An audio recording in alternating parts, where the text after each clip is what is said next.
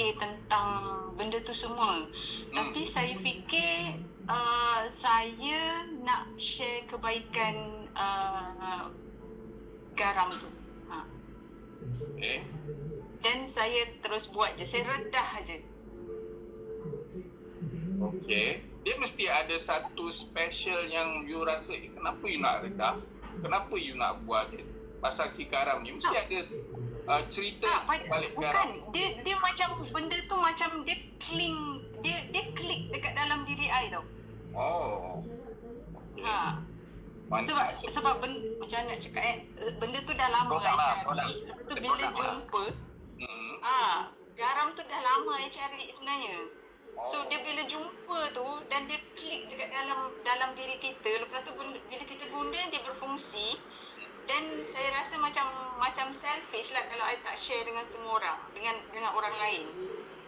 Sebab dekat sekeliling kita ni saya tengok macam ramai orang yang ada isu dengan kesihatan. So kita nak buat baik yang orang kata yang betul-betul baik macam yalah siapalah kita kan. So pada saya inilah peluang untuk saya berbuat baik pada orang lain dengan share garam ni. Gitu. Saya pernah dengar cerita bagaimana you jumpa Puan Kartini. Cerita you agak menarik sikit. You ceritakan untuk orang ramai, you cerita dengan I dengan kumpulan, tapi I nak you cerita dengan dalam ada ni 33 orang. Silakan, ceritakan bagaimana you bermula dengan Puan Kartini. Masa Kak Ina ajak join tu, hari tu sebenarnya anak I accident.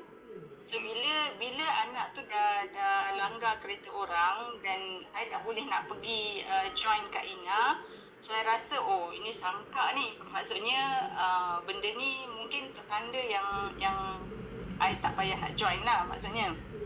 Tapi lepas pergi bengkel settlekan kereta orang yang anak I langgar tu, lepas tu tiba-tiba bila nak on the way balik tu, jalan I sepatutnya lorong Mangga 14. Tapi I pergi pusing dekat Mangga 13.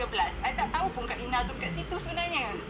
So bila nampak je kereta dia, then I cakap dengan anak, turunlah, nak pergi tengoklah ni apa Kak Ina buat kat sini. Dan bila turun, masa tu Kamal terus buat lagi satu air untuk rendam kaki I. So rendamlah dengan rasa macam apalah dia orang ni buat kan. Lepas tu dah rendam, balik. Lepas rendam tu terus balik. Lepas dah balik tu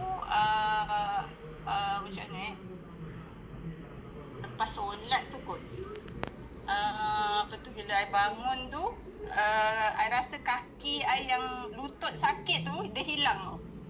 Lepas tu terus call Kak Ina. Masa tu dah malam dah pun. Call Kak Ina, cakap Kak Ina kat mana? Lepas tu dia kata dia masih lagi dekat rumah Mak Long yang tengah buat marketing punya apa benda agaknya. So dia ajak join. So I terus join lah. I cakap nak join. So malam tu juga I decide untuk jadi stokis lah apalah semua tu. Sebab I tahu ini barang yang memang betul-betul bagus.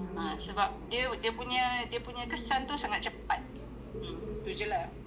Wah, you punya tindakan hebat Lepas rendam, itu jam juga jadi stokis. Wow, terbaik. Sebelum tu memang I dah tahu kebaikan garam tu. Dah lama pun cari. So bila jumpa dan I terus guna, dan dia punya kesan tu rasa, dan masa tu I terus decide dah. Wow, terbaik. Berikan thumbs up semua. Kawan-kawan, kasih thumbs up. I tak pandai bercakap. Tak apa, itu dah cakap dah jelas dah cerita pun. Okey, orang yang